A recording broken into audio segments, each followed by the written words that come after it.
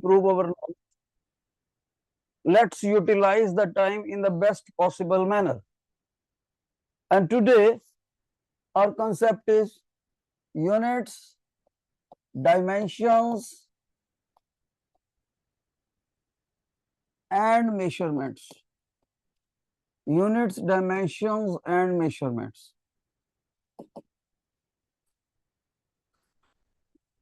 Look बेटे, इसके लिए मैंने आपको एक असाइनमेंट भेजी है.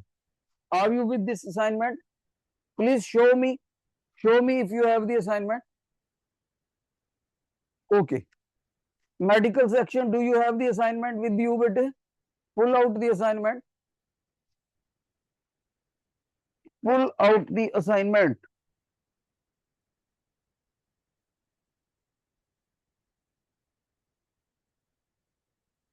Okay बच्चे.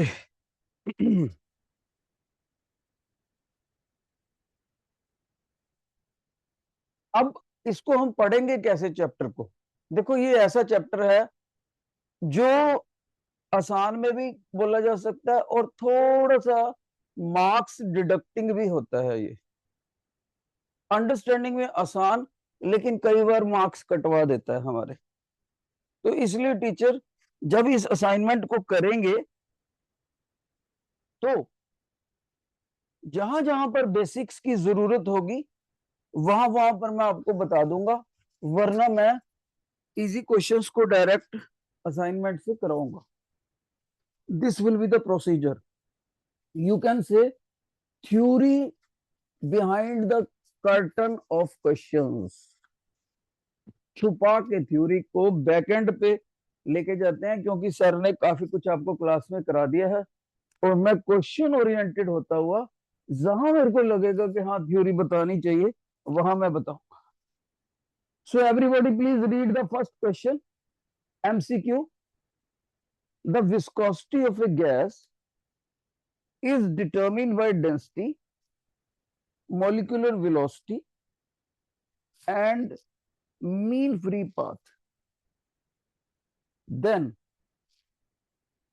viscosity of upon dCl has the dimensional formula equal to what? Has the dimensional formula equal to what? बेटे सबसे पहले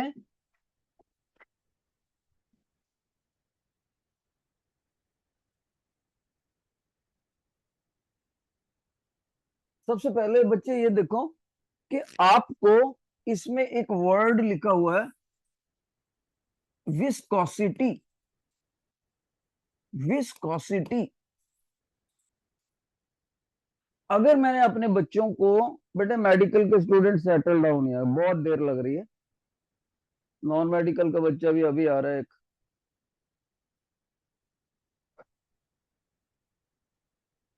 तो विस्कोसिटी को अगर मैंने अपने बच्चों को सिंपलिसिटी में समझाना हो तो मैं इसको बोलूंगा.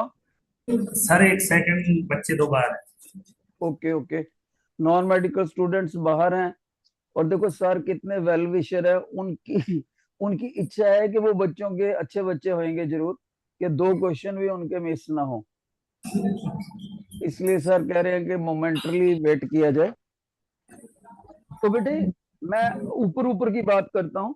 इसमें एक विस्कोसिटी की टर्म है, डेंसिटी की टर्म है, वेलोसिटी की टर्म है और फ्री पाथ की टर्म है.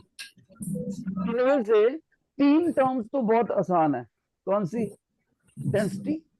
Density is equal to mass upon volume होता है. आगे बच्चे शायद बैठो बेटे. शरे हरी अप.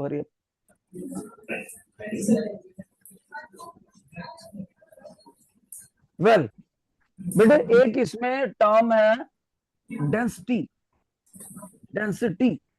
सभी बच्चों को पता है density is equal to mass upon volume होता है. Mass upon volume. तो मास का तो आप कैपिटल एम ले लोगे. वॉल्यूम क्या होता है? Length into breadth into height.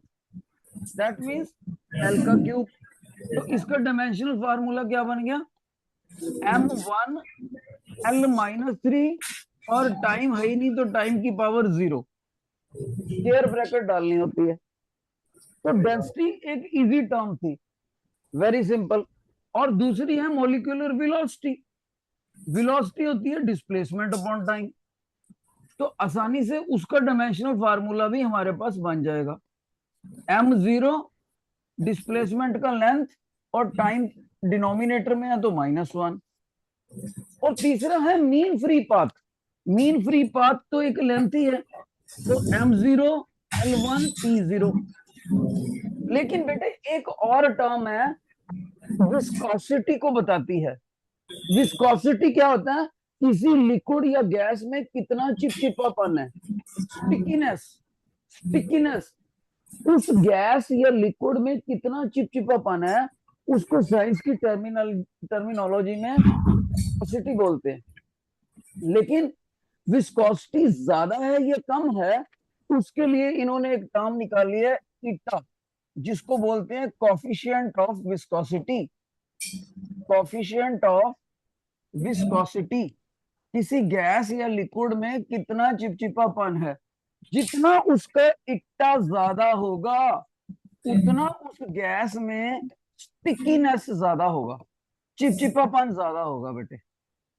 Okay, तो ये टर्म हम आपको प्रॉपर्टीज ऑफ मैटर के चैप्टर में पढ़ाएंगे।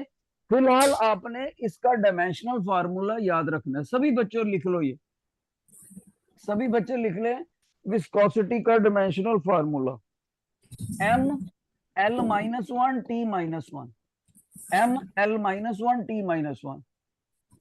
तो ये वाला आपको हम कहां पर पढ़ाएंगे? ये पढ़ाएंगे हम प्रॉपर्टीज ऑफ मैटर में, एक आपका चैप्टर है आगे जाकर। तो फिलहाल आपको ये याद रखना है। तो अब हमें क्वेश्चन में क्या दे रखा है बच्चे? क्वेश्चन में दे रखा है ईटा, डेंसिटी, मॉलिक्यूलर वेलोसिटी और लेंथ। अब इन चारों टर्म्स का डायमेंशनल फार्मूला मैं आपको बता चुका हूं। सभी बच्चे इसमें पुट करके मेरे को आंसर बताओ। Hurry up, hurry up.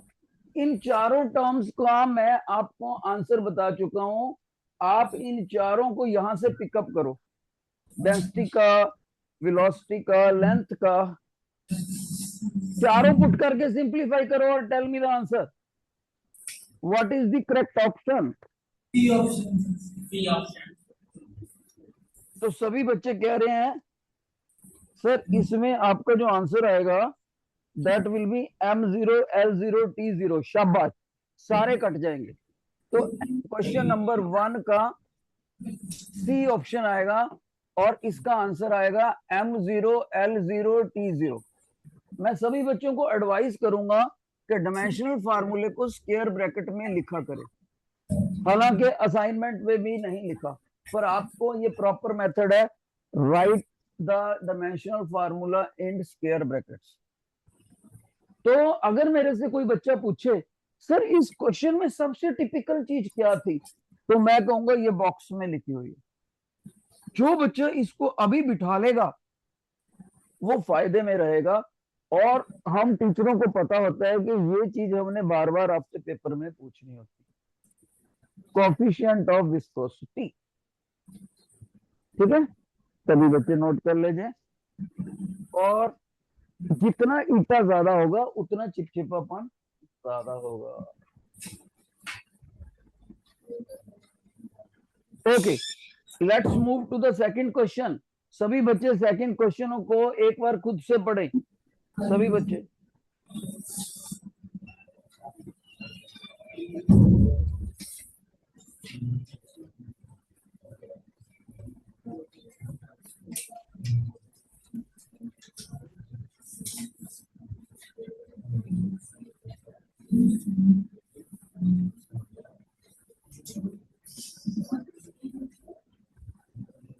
बेटे आप देखो इसमें क्या दिया हुआ है कि आपका जो वॉल्यूम है ना किसी पाइप में से निकल रहा है, वो वॉल्यूम 3 चीजों पे डिपेंडेंट है। कौन सी पे बेटे? वो volume area of cross section पे डिपेंडेंट है, पानी की वेलोसिटी पे डिपेंडेंट है और टाइम पे डिपेंडेंट है। सभी बच्चे ध्यान से सुने, आपको फर्स्ट स्टेप ये करना होता है, वॉल्यूम इज किस चीज के ऊपर डिपेंडेंट है? उसके लिए लिख देते होते हैं क्या, ऐसे देखो, कांस्टेंट ऑफ प्रोपोर्शनैलिटी कौन कौन से पैरामीटर पर डिपेंडेंट करता है?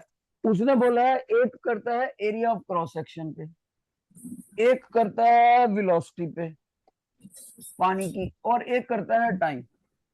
सबसे पहले आपने ये स्टेप करना होता है। What is the step? Function the variable which is dependent, किसी पाइप में से निकलता हुआ पानी का वॉल्यूम किस पे डिपेंडेंट है? उस पाइप के क्रॉस सेक्शनल एरिया पे, पाइप में से जा रहे पानी की वेलोसिटी पे, और कितना टाइम हमने पानी को बाहर निकलने के लिए दिया। इन 3 पैरामीटर्स पर volume out from the pipe dependent होता है। तो सबसे पहला स्टेप ये होता है कि जिन जिन वेरिएबल्स के ऊपर इसको डिपेंड कराया होता है बेटे, वो आपने लिख लेने होते हैं। अब दूसरा पॉइंट, आपने इनके अज्यूम्ड पावर्स बना देनी होती है वेरिएबल्स की। लेट्स, मैं इनकी अज्यूम्ड पावर बना रहा हूं alpha beta gamma. Okay, time की पावर गामा, वेलोसिटी की पावर बीटा, और क्रॉस सेक्शनल एरिया की पावर अल्फा। दूसरी बात बच्चे, अब इनका डायमेंशनल फार्मूला भरते हैं हम। Dimensional formula what is this? Volume. Volume का फार्मूला हमेशा क्या पढ़ते आए हो जूनियर क्लासेस से? Length into breadth into height. तो तीनों ही चीजें इसके अंदर लेंथ है। तो लेंथ का डायमेंशनल फार्मूला एल, ब्रेड्थ का एल, और डेप्थ का एल। लेंथ ब्रेड्थ डेप्थ तीनों लिख दी। मास इसमें है ही नहीं, टाइम इसमें है ही नहीं, तो यही इसका डायमेंशनल फार्मूला हुआ। उधर हमने क्या करा के area of cross section. Area of cross section क्या होता है बेटे? Length into breadth. तो लेंथ का एल, ब्रेड्थ का एल, दोनों को ब्रैकेट में डाल के पावर अल्फा। आगे क्या है? You, velocity of the what? Velocity of the water. Velocity क्या होती है? Displacement upon time. डिस्प्लेसमेंट का एल, और टाइम नीचे आता है तो ऊपर लेकर आएंगे, टाइम की पावर -1, दोनों की ओवरऑल पावर बीटा। और लास्ट वाली टर्म स्मॉल टू क्या बताती है? टाइम। टाइम का डायमेंशनल फार्मूला सिंपलिटी होता है, तो उसकी पावर कितना लिखेंगे? गामा लिखेंगे। गामा लिखेंगे बच्चे। तो अगले स्टेप में अगर मैं इसको सिंप्लीफाई करके लिखूंगा तो आपको क्लियर दिखेगा। सर यहां पर ना आप एल 3 बार एल है ना, आप ऐसे लिखो m0 एल क्यूब और m0 एल क्यूब और t0, क्योंकि anything raise to the power 0 1 होता है, तो जो चीज अवेलेबल ही नहीं उसकी पावर 0 लगा देते हैं। मास और टाइम की पावर 0 डायमेंशन। और कांस्टेंट इधर आ गया बच्चे, कांस्टेंट डायमेंशन लेस होता है, इसको आप छोड़ भी सकते हो। अब देखो इसमें m है कहीं पर? सभी बच्चे ध्यान से देखेंगे, सर कहीं भी आपका m नहीं है। m नहीं है तो put it m is equal to m power 0। तो देखो इसमें कहीं l है, तो सभी बच्चे कहेंगे सर देखो l का स्क्वायर तो यही पड़ा है, स्क्वायर के ऊपर पावर अल्फा है। तो मैंने कहा क्या लिखूं? सर पहले तो आप l की पावर 2 अल्फा लिखो। पावर अपॉन पावर मल्टीप्लाई हो जाता है। सभी बच्चों को यह पता होना चाहिए, l की पावर x, x की पावर y हो तो पावर के ऊपर पावर हो तो ये मल्टीप्लाई हो जाते हैं। बहुत से बच्चों को इनको ना ऐड कर देते हैं गलती से, वो ऐसे होता है एल की power x multiplied by L की पावर वाई, तब ये पावर ऐड होएगी। दोनों में फर्क पता होना चाहिए। अब क्या है, एल 2 बार लिखा है तो स्क्वायर हो गया, स्क्वायर के ऊपर अल्फा है तो power upon power gets multiplied. अब यहाँ देखो एक बच्चा कहेगा सर एल की पावर यहाँ 1 है, 1 के ऊपर बीटा है, तो 1 इंटू बीटा, बीटा हो गया, तो 2 अल्फा में बीटा को ऐड कर दो। और कहीं एल है सर, और कहीं एल नहीं है। अब देखो टाइम, टाइम क्या है सर? ये पड़ा टाइम -1, उसके ऊपर बिट पावर कितनी है? Beta, -1 into beta is equal to minus beta. एक बच्चे कहते सर लास्ट में भी तो टाइम पड़ा, उसकी पावर गामा है, तो उसको प्लस गामा कर दो। अगर बेस सेम हो तो पावर्स ऐड हो जाती हैं। तो ये आ गया हमारा इस तरफ का। ओके, अब एक बात सुनो ध्यान से सभी बच्चे, आपको टीचर ने क्लास में, आपके स्कूल वाले टीचर ने प्रिंसिपल ऑफ होमोजीनिटी कराया होगा। प्रिंसिपल ऑफ होमोजीनिटी ये क्या कहते हैं बेटे? पहले तो मेरे को कोई बच्चा ये बता दो कि ये आपको करवाया है या नहीं, principle of homogeneity. If yes please, okay, इसका मतलब कराया है। तो अब ध्यान से सुनो, प्रिंसिपल ऑफ होमोजीनिटी कहता है कि अगर किसी फार्मूले ने डायमेंशनली करेक्ट होना है तो जो जो उन दोनों तरफ चीजें हैं उनमें फंडामेंटल फिजिकल क्वांटिटी की डायमेंशन सेम होनी चाहिए। यानी m की पावर बराबर, l की पावर बराबर और t की पावर बराबर। तो जब हम इसको देखते हैं तो m की पावर को कंपेयर करा तो एक तो हमारा 0 इज इक्वल टू 0। इस इक्वेशन का हमें कोई फायदा नहीं है। दूसरा देखो, इधर l की 3 है और उधर ये है 3 is equal to 2 alpha plus beta. ये हमारे पास एक इक्वेशन आ गई बेटे, एक इक्वेशन। और एक है ये लास्ट में 0 is equal to beta minus gamma. एक इक्वेशन कौन सी होगी? 0 टाइम की पावर कंपेयर करी तो 0 is equal to beta negative plus gamma. ये हमारे पास सारी टर्म्स आई। बच्चे जब आप इसको सॉल्व करते हो, अब ये दो इक्वेशनें आ गई, आप इनको म्यूचुअली सॉल्व कर सकते हो। जैसे ही आप इनको म्यूचुअली सॉल्व करते हो तो यहां से साफ ही पता लगता है कि बीटा को इधर लेकर आओ। बीटा को इधर लेते ही beta is equal to gamma आ गया। Okay, beta is equal to gamma आ गया बेटे। ओके, और दूसरी बात क्या है हमारे पास? अल्फा और बीटा है। अल्फा और बीटा की एक इक्वेशन है, राइट? उनको आपस में म्यूचुअली सॉल्व कर सकते हैं हम। ठीक है, तो जब इन तीन इक्वेशनों को हम आपस में सॉल्व करते हैं, देखो एक चीज और देखो, ये दोनों पॉसिबल तब है जब अल्फा और बीटा इक्वल टू 1 हो। जब हम इसको म्यूचुअली सॉल्व करते हैं तो alpha is equal to beta is equal to gamma is equal to 1 आता है बेटे, म्यूचुअली सॉल्व करने से। म्यूचुअली सॉल्व कैसे करते हैं? दोनों पावर्स को कंपेयर करो, अल्फा बीटा को 1 करते हैं डायमेंशनली, तभी ये 3 बनता है। तो जैसे ही इनको म्यूचुअली हमने सॉल्व करा, फिर हमने इसको वापस वहां पर पुट करा। जैसे ही हम इसको वापस पुट करते हैं तो डायमेंशन, तो फार्मूला हमारा ये आता है, राइट? तो इट मीन्स आपको जो इक्वेशन है उसमें सेकंड ऑप्शन सही हुआ। क्वेश्चन सेकंड क्वेश्चन में ए ऑप्शन सही हुआ।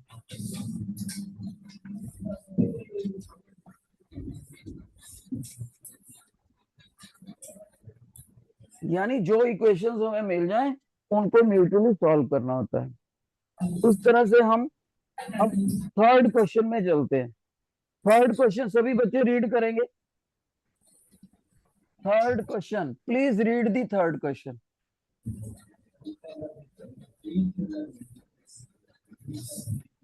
सभी बच्चे रीड करो।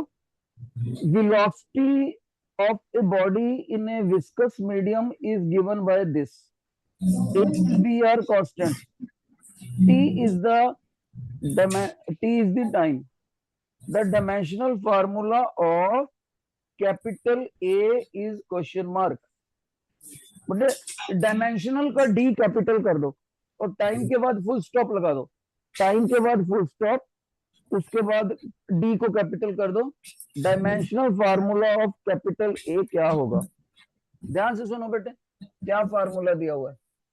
V is equal to A upon B in the bracket 1 minus E की power minus B into T. याद रहे इसके अंदर V तो वेलोसिटी है, इज योर वेलोसिटी, और ये T टाइम है। और सभी बच्चों को पता होना चाहिए ये जो स्मॉल ई होता है इसको एक्सपोनेंशियल बोलते हैं, ये भी एक कांस्टेंट होता है मैथ का, ये मैथ का कांस्टेंट होता है। ओके, इसकी वैल्यू कितनी होती है 2.7183। चलो, वैल्यू की कोई खास जरूरत नहीं है यहाँ। अब सभी बच्चे देखो कि हमें इस क्वेश्चन में ए का डायमेंशनल फार्मूला पूछा है।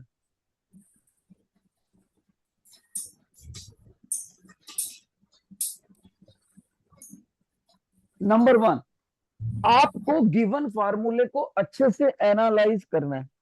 जैसे ही आपने एनालाइज करा तो आप ब्रैकेट वाले सेक्शन को देखो। ब्रैकेट वाले सेक्शन में आप देखो कि उसने 1 में से कुछ चीज माइनस करी हुई है, 1 में से कुछ चीज माइनस कर रही है, लेकिन 1 की यूनिट क्या है? आप कहोगे सर 1 की यूनिट है ही नहीं, ये तो न्यूमरल है, मैथमेटिक्स का एक न्यूमरल है। 1 की कोई यूनिट नहीं है, इसका मतलब इसमें जो चीज माइनस हो रही है उसकी भी कोई यूनिट नहीं हो सकती। फिर से सुन लो, 1 के साथ कोई भी यूनिट नहीं लगी हुई। 1 एक न्यूमरल है, अगर यहाँ टाइम होता है, एक्सेलरेशन होता, फोर्स होता, तब तो मैं उसकी यूनिट बोलता। ये तो एक न्यूमरल है 1, तो न्यूमरल में यूनिटलेस न्यूमरल में से यूनिटलेस वैल्यू ही माइनस हो सकती है। इसका मतलब ये हुआ टीचर बच्चों को सिखाएगा कि ई की power minus B into T, इसका इसका no dimensions, no dimensions no units, no dimensions no units. क्यों? क्योंकि ये जो चीज जिसमें से माइनस हो रही है 1 में से, 1 खुद भी डायमेंशनलेस है और यूनिटलेस है। ओके, लेकिन बच्चा कहेगा सर ये कैसे यूनिटलेस हो सकता है, क्योंकि इसमें तो टाइम है। मैं मानता हूं इसमें आपके पास टाइम है, बहुत अच्छे, लेकिन टीचर क्या कह रहा है, ध्यान से सुनना। अगर इसको यूनिटलेस होना है तो ई की पावर यहां पर ऐसी होनी चाहिए, ई की पावर ऐसी होनी चाहिए जिसके पास कोई यूनिट ही ना हो। सर ये कैसे हो सकता है? ई की पावर तो बीटी है, बीटी की कोई ना कोई यूनिट तो होगी, कोई ना कोई डायमेंशन तो होगी होगी। मैंने कहा ठीक है, बीटी उसकी पावर है विद नेगेटिव साइन, उसकी कोई ना कोई यूनिट होनी चाहिए, लेकिन बीटी खुद किसका बना होता है? सर टाइम का और बी का। तो मैं कहूंगा टाइम का डायमेंशनल फार्मूला क्या है? Sir T. तो मैं कहूंगा जो कांस्टेंट बी है, कांस्टेंट बी, अगर उसका डायमेंशनल फार्मूला 1/t कर दें, इस स्मॉल टी का तो टी है ही है टाइम का डायमेंशनल फार्मूला, अगर कैपिटल टी बी का 1/t कर दे तो ये आपस में कैंसिल करके डायमेंशनलेस हो जाएगा, तब इस पावर की कोई भी डायमेंशन नहीं आएगी। बच्चा एग्री करता है, हाँ जी सर।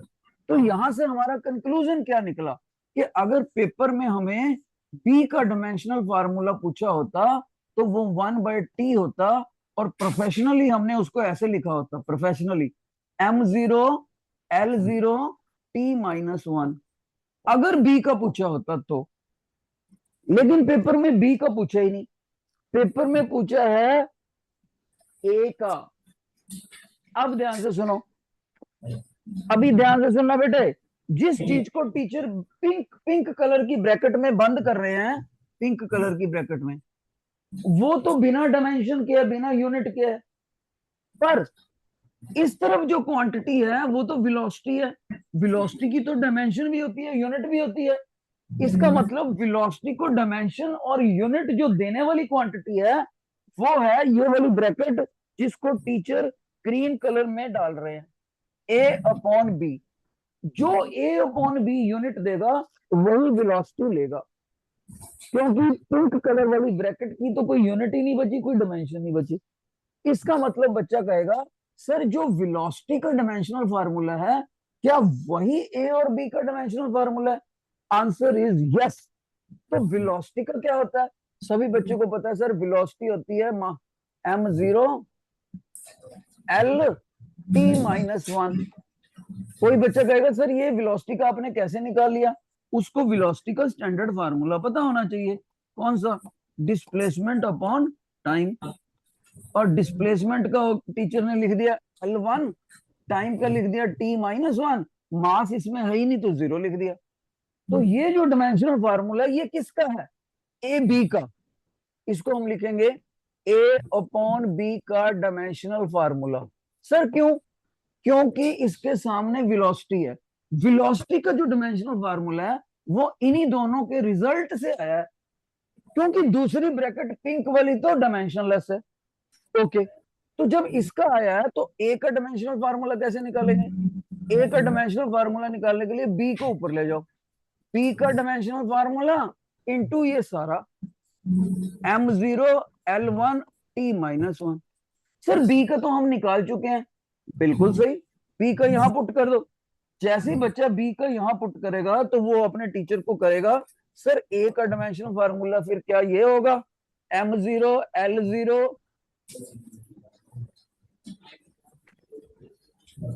m0 l0 t-1 और दूसरी ब्रैकेट m0 l1 t-1।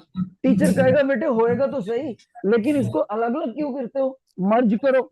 बच्चा कहता है सर m की पावर 0 इधर है, 0 इधर है, तो ये बन गया m की पावर 0 प्लस 0। l की पावर 0 इधर है, 1 इधर है, बेस सेम हो तो पावर्स ऐड हो जाती हैं। t की पावर सर -1 इधर है और -1 इधर है, तो -2 हो गया। तो टीचर कहता है बेटे तुम्हारा आंसर क्या हो गया? Sir m0 l1 t-2। Pick up the correct question. बताओ मेरे को कौन सी ऑप्शन सही है? कौन सी ऑप्शन सही है बेटे? बेटे कौन सी ऑप्शन सही है? अब देखो ना, आंसर देखो। तो बच्चा कहेगा सर आपकी ये डायमेंशन हुई है, पर ऑप्शन में तो डायमेंशन दी ही नहीं। ऑप्शन में तो बताया हुआ है ये किसकी डायमेंशन से मैच करती है। तो समझदार बच्चा कहेगा सर आपको पता है एक्सेलरेशन का फार्मूला क्या होता है? एक्सेलरेशन का फार्मूला होता है वेलोसिटी अपॉन टाइम। बेटे आवाज ना आए। तो सर एक्सेलरेशन का डायमेंशनल फार्मूला होता है m0 l t-2। तो आप देखो जो एक्सेलरेशन का डायमेंशनल फार्मूला वही आपका है, तो इसलिए हम क्वेश्चन में बी ऑप्शन चूज करेंगे ना। थर्ड का बी। क्या बस थर्ड का बी। जितने बच्चों को ये चीज समझ आ गई सारी, please raise your hand. Please raise your hand, non medical particularly. एक एक बच्चे से पूछ रहा हूं मैं। ओके, अब इसमें मैं कम से कम शब्दों में बिल्कुल खास कौन से पॉइंट सीखे वो बता दूं। जब कोई क्वांटिटी खुद डायमेंशनलेस हो तो उसमें माइनस होने वाली या प्लस होने वाली कोई भी क्वांटिटी होती है वो भी डायमेंशनलेस होनी चाहिए, क्योंकि एक ही यूनिट वाली चीजें ऐड हो सकती हैं या सब्ट्रैक्ट हो सकती हैं। देखो मल्टीप्लाई या डिवाइड में ये रूल नहीं है, एडिशन और सब्ट्रैक्शन में है। एक चीज में दूसरी चीज जब ऐड होएगी या माइनस होएगी, दोनों की यूनिट सेम होनी चाहिए, दोनों का डायमेंशनल फार्मूला सेम होना चाहिए। दूसरी बात, जब पिंक ब्रैकेट का कोई डायमेंशनल फार्मूला बचा ही नहीं तो हम ए और बी ही डायमेंशंस देके जाएगा बी को, वेलोसिटी को। पर इसमें तो बी छपा हुआ, तो बी का हमने लॉजिक लगा लिया। टी की पावर बी टी, कांस्टेंट की पावर वेरिएबल, और ये वेरिएबल बिना यूनिट वाला होना चाहिए। ये जो डायमेंशन है पावर वो डायमेंशनलेस होनी चाहिए। सर क्यों? क्योंकि वही ये ओवरऑल चीज जिसमें से माइनस हो रही है 1, वो खुद ही डायमेंशनलेस है। तो टीचर ने ये लॉजिक लगाया कि पावर को उठा लो, नेगेटिव साइन छोड़ दो। पावर जो है टाइम का, तो पावर में टाइम का डायमेंशन फॉर्मूला टी, तो बी का 1/t भरना ही पड़ेगा, तभी तो कटेंगे। अगर ये कटेंगे तभी तो वो m0 l0 b, ये पूरी टर्म का क्या डायमेंशनल फार्मूला बनेगा? m0 l0 t0, तभी तो डायमेंशनलेस बना, तीनों जीरो होने चाहिए। तो बच्चा कहता ओके सर मैंने कंक्लूजन निकाल लिया, तो फिर b का 1/t होना चाहिए और इसको प्रोफेशनली ऐसे लिखेंगे। फिर टीचर ने ये उठा लिया ए अपॉन बी। ए अपॉन बी का डायमेंशनल फार्मूला वेलोसिटी वाला होना चाहिए। फिर बी के डायमेंशनल फार्मूले को मल्टीप्लाई कर दिया, उसको यहां से उठा के यहां रख दिया, सिंप्लीफाई करा, ये आया। जब यहां पर भी पहुंचा तो पेपर सेटर इतना चला करके उसने सीधा आंसर नहीं दिया, वो कहता है इसका डायमेंशनल फार्मूला बताओ, आप वेलोसिटी वाला है या एक्सेलरेशन वाला है या फोर्स वाला है या डायमेंशनलेस। तो इसमें फिर लॉजिक लगाना पड़ा हमें, एक्सेलरेशन से मैच करता है। उम्मीद करता हूँ सभी को समझ आ गया। Please raise your hand once again, ज्यादा क्लियर हो गया। Raise your hand if you have understood. Medical के बच्चे जो हाथ भी नहीं खड़ा कर सकते मेरी क्लास छोड़ दे, जो टीचर को इतना भी नहीं बता सकते कि समझ आ गया कि नहीं, वो क्लास छोड़ दे बेटे। Okay, let's move to question number 4। Question number 4 पढ़ो एक बार, हरी अप।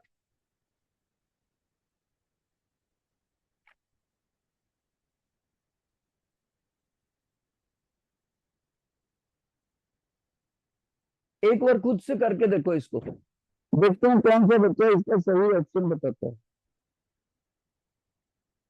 क्या बात, प्रिंसिपल ऑफ होमोजेनिटी से सॉल्व करो इसको, जल्दी करो, यूज दी पेन। मेडिकल के फर्स्ट बेंच के बच्चे ने पेन भी नहीं खोला, कॉपी भी नहीं खोली, असाइनमेंट भी नहीं खोली। पता नहीं कैसे बच्चे हैं, ना पेन ना असाइनमेंट ना कॉपी, फर्स्ट बेंच पे बैठा अभी तो बच्चा। क्वेश्चन नंबर 4 पे टीचर कह रहे हैं कि एक ट्राई खुद करके देखो। बेटे सारे क्वेश्चन मैं करूंगा तो मेरी एबिलिटी बढ़ जाएगी, आपकी बढ़ेगी नहीं। मेरी एबिलिटी नहीं बढ़ानी, आपकी बढ़ानी है। Question number 4 principle of homogeneity से सॉल्व होगा। Try to solve it.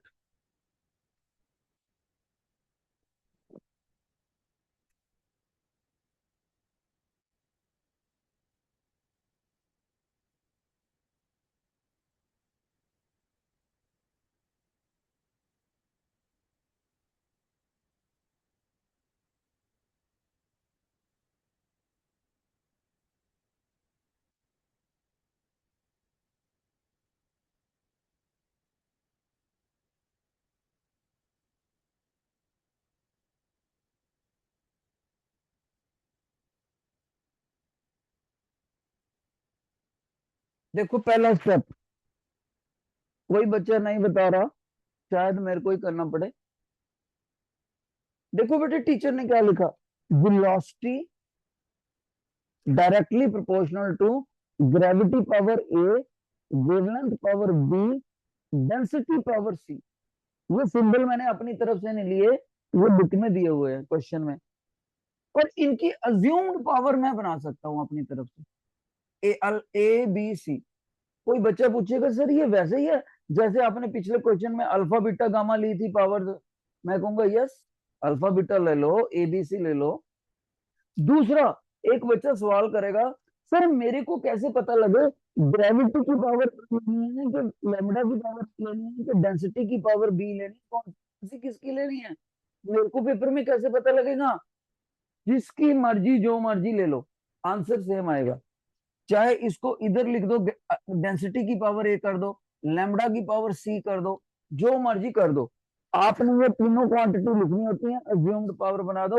Intermediate steps, solution के स्टेप्स में फर्क पड़ सकता है पर आंसर सेम आएगा, इसलिए घबराने की जरूरत नहीं।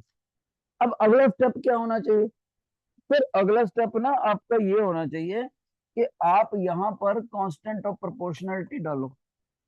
मैंने कहा डाला, फिर सर प्रोपोर्शनलिटी कट के कांस्टेंट और इक्वालिटी में बदल जाता है, और ये आपका एक्सेलरेशन है, इसकी पावर ए बना दो, ये वेवलेंथ है, इसकी पावर बी बना दो, डेंसिटी की पावर सी बना दो। तो मैंने कहा भाई ये तो चलो सिंपल स्टेप है, इसके बाद करना क्या है। तब बच्चा कहेगा सर आपको ना इस इक्वालिटी की लेफ्ट साइड पर और राइट साइड पर जो जो टर्म्स इन्वॉल्व हैं उनके डायमेंशनल फार्मूले लिखने हैं। तो लिख रहे हैं, तो ये वेलोसिटी का क्या होता है, मैंने रफ रफ वर्क में ऐसे सोचा, velocity velocity displacement upon time होता है। तो जब डिस्प्लेसमेंट अपॉन टाइम है, मैं रफ वर्क में जाऊंगा, उसका डायमेंशनल फार्मूला निकालूंगा, तो डिस्प्लेसमेंट अपॉन टाइम का बन गया L t-1। डिस्प्लेसमेंट का L और डिवाइडेड बाय टाइम होता है, टाइम का t-1 आ गया। अब बच्चा कहेगा सर उसमें m तो है नहीं है, जो टर्म ना हो उसको लिख दो अपनी तरफ से, m की पावर 0 लगानी है लेकिन, और स्क्वायर ब्रैकेट बंद कर दो, उस तरफ कांस्टेंट k लगा दिया। कांस्टेंट का कोई डायमेंशनल फार्मूला नहीं होता। अब इधर आ जाओ सर, इसमें ना g जो है ना आपका, सर वो एक्सेलरेशन ड्यू टू ग्रेविटी है, हम 9th क्लास में भी पढ़ते थे। Okay, acceleration due to gravity है तो एक्सेलरेशन ना, चाहे ड्यू टू ग्रेविटी है चाहे कुछ है तो एक्सेलरेशन। हाँ जी सर, तो एक्सेलरेशन का डायमेंशनल फार्मूला निकालो।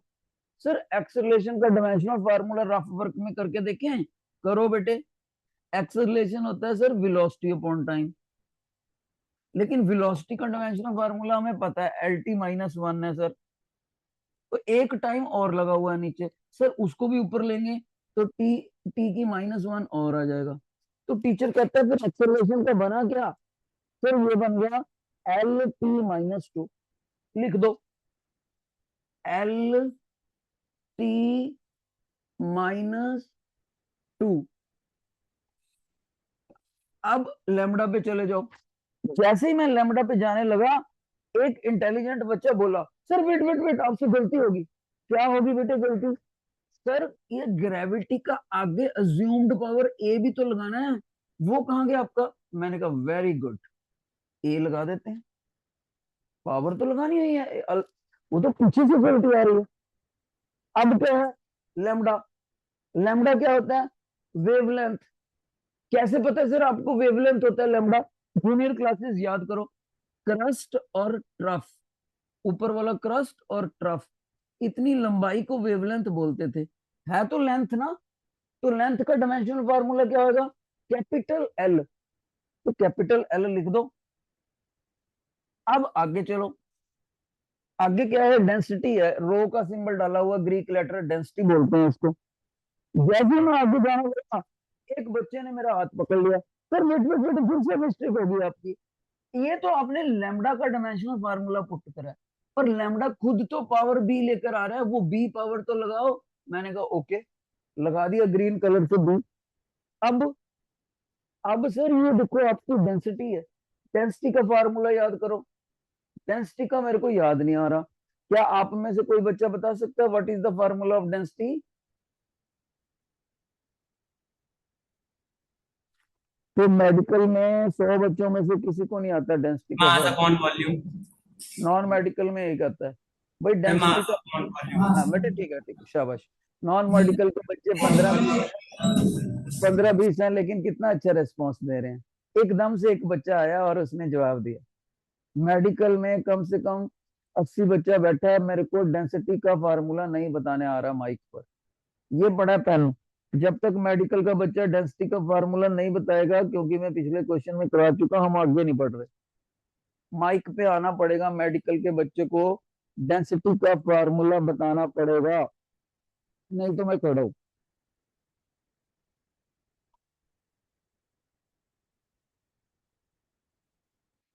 बैठे रहो बेटे, let's let's waste the time. Medical के किसी बच्चे को डेंसिटी का फार्मूला अगर माइक पे बताते हो तो आगे चलेंगे, otherwise let's together waste the time.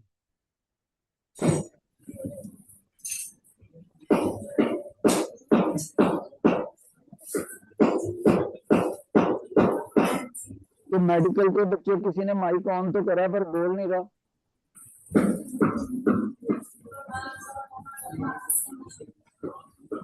Okay, तो शायद बच्चे थोड़े से एक्टिव हुए, शायद आपका माइक बिल्कुल क्लियर आवाज नहीं दे पा रहा मेरे को, पर फिर भी कुछ ना कुछ बच्चा बोल रहा है। तो उसने मेरे को बोला सर डेंसिटी का फार्मूला है मास अपॉन वॉल्यूम, और ये आपको मेरा ख्याल 5th क्लास में ही याद करा देते हैं, मास अपॉन वॉल्यूम। 5th क्लास का फार्मूला मैं 11वीं में पूछ रहा था, फिर भी बहुत लेट रेस्पॉन्स आया। तो मास का ले लेंगे m, वॉल्यूम का होता है L का क्यूब, तो ये क्या बन गया? मास लेंथ माइनस क्यूब। तो मैं इसको यहां लिखने लगा हूं, सभी बच्चे ध्यान से देख लें क्या लिख रहा है टीचर। मास वॉल्यूम की L की -3 लेकिन ओवरऑल पावर सी पड़ी है, सी तो लगाना ही लगाना। तो ये लगाया बेटे। उसके बाद बेटे, उसके बाद खुद सॉल्व करो ना, सभी बच्चे खुद से सॉल्व करो, आगे क्या होगा। Please make the equations and find the value of ABC. Please make the equations, जैसे मैंने सिखाई थी पिछले क्वेश्चन में, अल्फा बीटा गामा की इक्वेशनें बनाई थी और सॉल्व करी थी। मेडिकल के पहले बेंच, मिडल लाइन, कुछ भी काम नहीं हो रहा।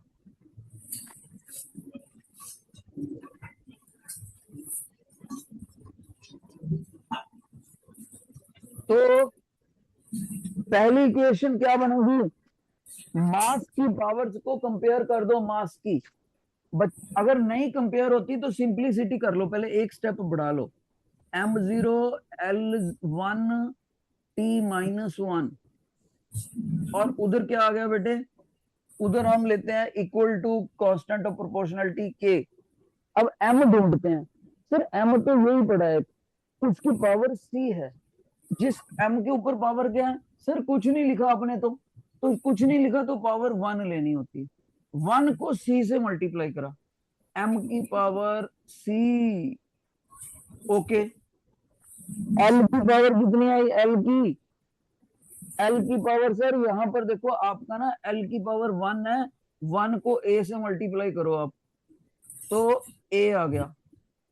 फिर सर यहाँ l की पावर फिर से 1 है, येलो कलर में, उसकी पावर ग्रीन कलर में b लिख रखी है आपने। 1 और b को मल्टीप्लाई करो, वो भी लेंथ की पावर है ना, तो इसमें ऐड हो जाएगी। ऐसे ठीक। फिर देखो सर, टाइम की पावर नहीं, लेंथ की पावर -3 है, उसकी पावर c है, तो -3c भी लिखो। मैंने कहा ठीक है बेटे। अब कोई बचा, हाँ जी सर अभी भी बचा आपका, टाइम कहाँ जाएगा, टाइम की पावर -2 है, उसके ऊपर a पावर है, पावर अपॉन पावर मल्टीप्लाई होती है, तो टाइम की पावर ना सर 2 इंटू a के साथ -2a लिखो आप। अब सर उनकी पावर को कंपेयर करो आप, तो मैंने कहा करते हैं बेटे, पहले m को कंपेयर करते हैं। इस तरफ m की पावर 0 है, इस तरफ m की पावर c है, तो पावर शुड बी इक्वल, तो 0 is equal to c। Okay sir. अब बेटे l की पावर कंपेयर करते हैं, इधर l की पावर 1 है और उस तरफ l की पावर है a प्लस बी -3c, तो पावर शुड बी इक्वल, तो बच्चा कहेगा sir a plus B -3c equal to 1 लिख दो। मैंने कहा ठीक है बेटे, लिख तो देते हैं, क्यों ना हम c का भी बेनिफिट ले लें साथ के साथ। हाँ जी सर, आप c को 0 पुट कर सकते हो, तो कर देते हैं, a plus B -3 into 0 is equal to 1। Short में a plus B is equal to 1 आ गया। ओके सर, समझ आ गया। सर अब आप ना c की भी पावर, सॉरी टाइम की पावर कंपेयर करो, तो मैंने कहा इधर कितना टाइम, सर टाइम की पावर -1 है, सर उधर कितना है, टाइम की पावर -2 है। सर इन दोनों को कंपेयर करो आप, टाइम की पावर सेम होनी चाहिए। मैंने कहा इसका मतलब है -1 इज इक्वल टू -2 है। हाँ जी सर, -1 इज इक्वल टू -2 है। इसको सॉल्व करेंगे तो a कितना निकला आएगा, माइनस माइनस कट 2 इधर, a इज इक्वल टू बन गया हाफ। आ गया बच्चे, इस a की वैल्यू को आप यहां रख दो, रख देते हैं sir, a plus B is equal to 1 था ना, तो आप कह रहे हो sir half, half plus B is equal to 1, half को इधर ले जाओ बेटे, तो आप सॉल्व करके देखोगे b की पावर भी हाफ ही आ गई। सर इसका मतलब तो हमारे पास तीनों वैल्यूज आ गई, c भी आ गई, a भी आ गई, b भी आ गई, बिल्कुल तीनों पावर्स आ गई हैं हमारे पास। जैसे ही हमारे पास तीनों पावर्स आ जाती हैं, तो उन पावर्स को इनकी असली जगह पे रख दो जाकर। इन पावर्स को जहां assumed power A B C, assumed powers now become the real powers, तो उनको पुट कर दो। सर जैसे ही हम पुट करेंगे तो ये बन जाएगा हमारा g की पावर a ए का मतलब हाफ, और लैम्डा की पावर बी, बी का मतलब हाफ, और डेंसिटी की पावर सी, सी का मतलब है 0। तो आप अपने पेपर में ऑप्शन चेक करो कौन सा सही है, कौन सा सही है, कौन सा सही है बेटे, बोलो कौन सा ऑप्शन सही है, बोलते ही नहीं भाई। यहां तक तो ठीक है ना B आपका, option. P B is directly proportional to G की पावर हाफ को क्या बोलते हैं, under root, squaring both side. तो V का square directly proportional to G lambda, ये ऑप्शन पढ़िए आपके पेपर में, देखो देखो please pick up the option. ये कहां चला गया, डेंसिटी की पावर 0 कहां चला गया, anything raise to the power 0 is equal to 1, anything raise to the power 0 except 0 and infinity is equal to 1, तो ये 1 आ गया। एक बार पूरा क्वेश्चन दोबारा देखो सारे बच्चे, सारे बच्चे सारा क्वेश्चन दोबारा देखो।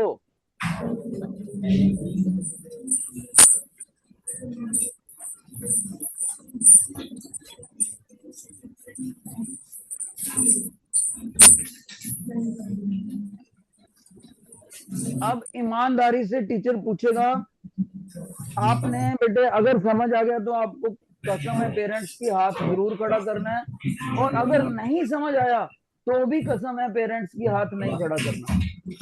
एक बार देख लो सारा, अब टीचर पूछने लगा है, दोनों तरफ से कसम है आपको, नहीं समझ आया तो नहीं खड़ा करना, समझ आया तो खड़ा जरूर करना।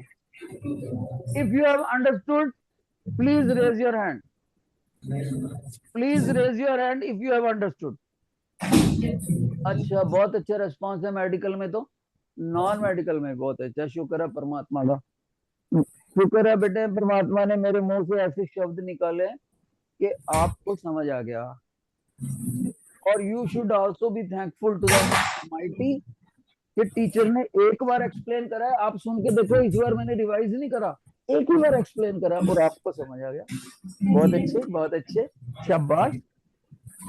Let's read the next question, please read the fifth question. सभी बच्चे फिफ्थ क्वेश्चन को खुद करके देखो एक बार बेटे, खुद करके देखो।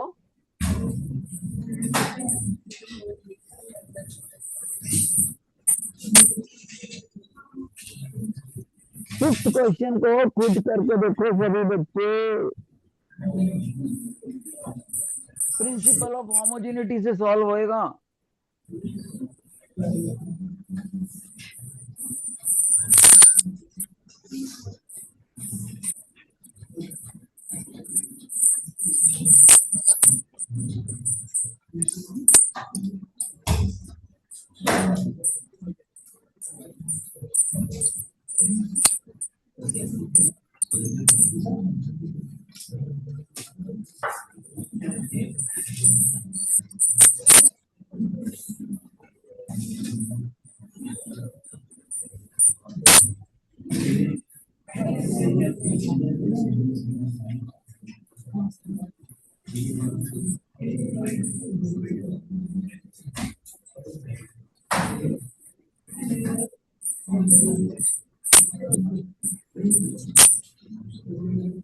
ऐसे है क्वेश्चन, क्वेश्चन टीचर ने लिख दिया, what is the value of A B सी।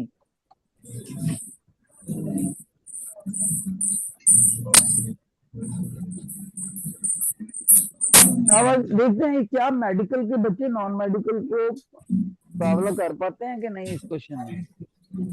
शाबाश। What is the value of A B C. T का मतलब टाइम पीरियड है, पी का मतलब प्रेशर है, डी का मतलब डेंसिटी है, और कैपिटल ई का मतलब एनर्जी है।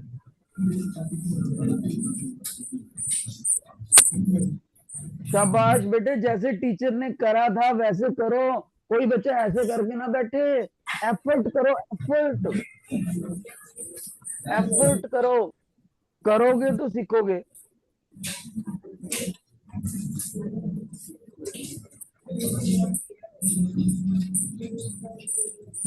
बेटे फिजिक्स और मैथ दो ऐसे सब्जेक्ट हैं जो करने से ही आते हैं, बिल्कुल योगा की तरह होते हैं। योग योग जो होते हैं, योग योगाभ्यास करते हैं ना, तो उनको करना पड़ता है, किताब से पढ़ने का कोई फायदा नहीं, करके देखना पड़ता है। मैथ और फिजिक्स भी दोनों करके देखने पड़ते हैं।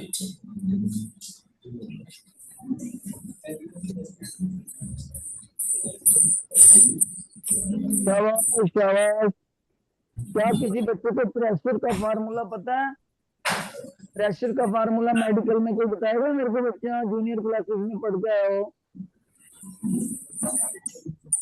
बेटे, जब कोई पीछे कोई चीज पूछता है उसको अपॉर्चुनिटी के रूप में लिया करो बताने में। अगर आप इसको अपॉर्चुनिटी के रूप में लोगे बताने में, तो आप में लीडरशिप क्वालिटीज ऑटोमेटिकली डेवलप हो जाएंगी। टीचर पूछ रहा है प्रेशर का फार्मूला, 60 बच्चों को बता ही नहीं रहा मेडिकल में।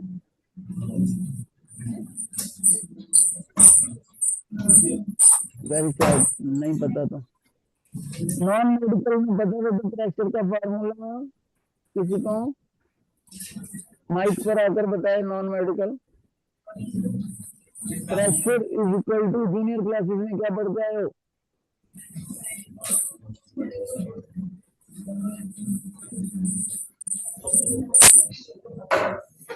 सर वो बच्चे आते क्यों नहीं है प्रेशर का फार्मूला बताने के लिए? क्या अपने आप को जरूरत से ज्यादा बड़े समझते हैं, ये शर्म करते हैं, चक्कर क्या है? हल्की सी चीज पूछ रहा है टीचर, प्रेशर फार्मूला। मैं टीचर को चाहूंगा जो क्लास में ड्यूटी दे रहे हैं वो प्लीज बच्चों को मोटिवेट करें कि मेरे को प्रेशर का फार्मूला माइक पर आकर बताएं। नॉन मेडिकल के टीचर को रिक्वेस्ट करूंगा जो लास्ट में टीचर कर रहे हैं, मेडिकल के टीचर को रिक्वेस्ट करूंगा जो क्लास में ड्यूटी दे रहे हैं, तो बच्चे माइक पर आए और मेरे को प्रेशर का फार्मूला बताएं।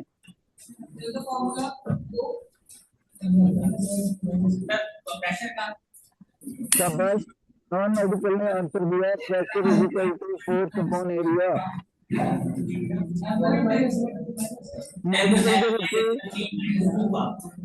मेडिकल के बच्चों ने भी सही बताया कि सर जो प्रेशर है ना, प्रेशर उसका फार्मूला होता है फोर्स अपॉन एरिया, और फोर्स का अपना फार्मूला क्या होता है? फोर्स का mass into acceleration upon area. इसको आगे सिंपलीफाई करते हैं, इसको कैसे सिंपलीफाई करें? Mass into velocity upon time upon area को क्या लिखेंगे? Length into breadth. आगे क्या बनेगा? मास वेलोसिटी का फार्मूला डिस्प्लेसमेंट अपॉन टाइम, एक टाइम पहले ही है, और लेंथ इनटू ब्रेड्थ। तो कोई बच्चा मेरे से पूछ सकता है सर हमें पेपर में कैसे पता लगेगा तो इन स्टेपों से चलते हुए यहां तक सिंपलीफाई करना है, हमें कैसे पता लगेगा? आप तो टीचर हो, तो आंसर सुनो। आपको किसी भी फार्मूले को तब तक सिंपलीफाई करना होता है जब तक उसमें involve physical quantity only and only fundamental physical quantity हो। आपको अच्छे से पता होगा 9 फंडामेंटल फिजिकल क्वांटिटीज होती हैं, मास, लेंथ, टाइम, ऐसे ऐसे, टेम्परेचर वगैरह सर ने बता दी होंगी। तो 9 फंडामेंटल फिजिकल क्वांटिटी के बाहर नहीं होना चाहिए कुछ। तो देखो इनमें से बाहर नहीं है ना, तो आप इसका डायमेंशनल फार्मूला भर सकते हो। कैसे सर? प्रेशर का बनेगा, पहले इसमें मास ढूंढो। सर ये पड़ा मास आपका, ओके, m की पावर 1। फिर टीचर कहता है लेंथ, लेंथ की ढूंढो। सर ये देखो आपने लेंथ ना, डिस्प्लेसमेंट को लेंथ लिखा l की 1। सर लेकिन नीचे भी आपने ना लेंथ इंटू ब्रेड्थ, 2 बार नीचे लेंथ है, इनको ऊपर लाओगे तो -2 बनेगा दोनों का, ओके। सर टाइम 2 बार नेगेटिव है, नीचे है, डिनोमिनेटर में है,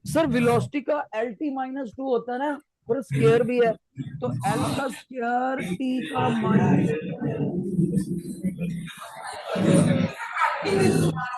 कितने बच्चों ने एनर्जी का सेम निकाला था? एनर्जी का सेम किसने निकाला था? रेज योर हैंड, जिसका टीचर से मैच करता है। बहुत अच्छे बेटे। फिर मेरे को ऐसे करो, अगर इतना कर लिया तो मेरे को इस क्वेश्चन का ऑप्शन बताओ कौन सा है। What is the correct option? Raise the fingers, 1 2 3 4, कौन सा ऑप्शन पिक करोगे? नहीं बेटे, ऐसे बोल के नहीं, अपनी फिंगर रेज करो। डबल फिंगर, ट्रिपल फिंगर, अगर सी ऑप्शन है ट्रिपल फिंगर, अगर डी ऑप्शन है तो 4 फिंगर। नॉन मेडिकल का आंसर सही है, बिल्कुल सही, शाबाश। नॉन मेडिकल का आंसर सही है। मेडिकल का क्या आया? मेडिकल का सेक्शन चला क्यों गया? पता नहीं भाई, टीचर को बिना बताए ऑफ कर दिया कैमरा उन्होंने, विच इज रॉन्ग। तो बेटे आपने ना इनको इधर पुट कर देना था, और मैं बताना चाहूंगा इसका जो करेक्ट ऑप्शन है वो है second option. Second option solve करोगे तो आपका क्वेश्चन नंबर 5 का second option, B option correct है।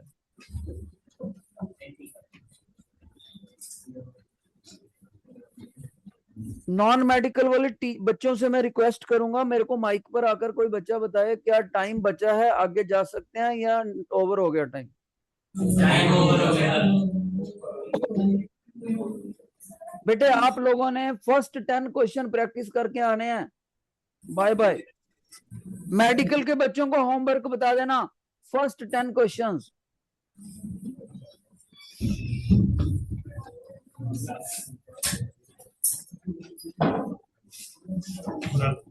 होगी ना